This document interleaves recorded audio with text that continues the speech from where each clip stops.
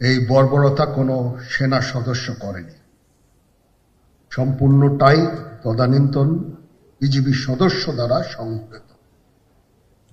Full stop. এখানে কোনো if এবং বাট নাই।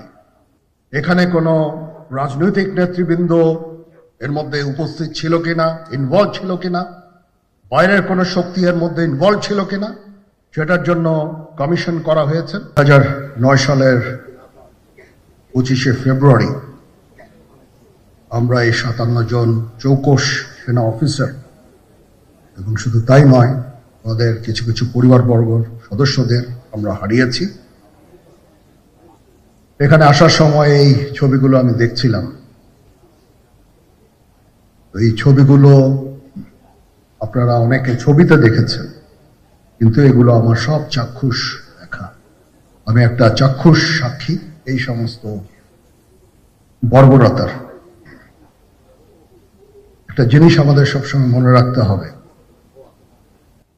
এই বর্বরতা কোনো সেনা সদস্য করেনি, সম্পূর্ণটাই তদানীন্তন বিজিবি সদস্য দ্বারা সংঘটিত।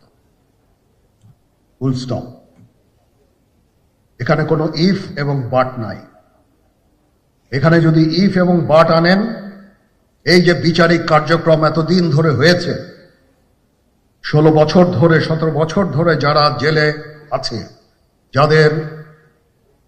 যারা কনভিক্টেড, সেই বিচারিক প্রক্রিয়া ব্যাহত হবে। এই জিনিসটা আমাদের খুব পরিষ্কার করে মনে রাখা প্রয়োজন। এই বিচারিক প্রক্রিয়াকে নষ্ট করবেন না। যে সমস্ত সদস্য শাস্তি পেয়েছে তারা শাস্তি পাওয়ার যোগ্য। এখানে কোনো রাজনৈতিক নেতৃবৃন্দ এর মধ্যে উপস্থিত ছিল কিনা, ইনভলভ ছিল কিনা, বাইরের কোনো শক্তি এর মধ্যে ইনভলভ ছিল কিনা, সেটার জন্য কমিশন করা হয়েছে। কমিশনের চেয়ারম্যান এখানে আছেন, উনি এটা বের করবেন এবং আপনাদের জানাবেন।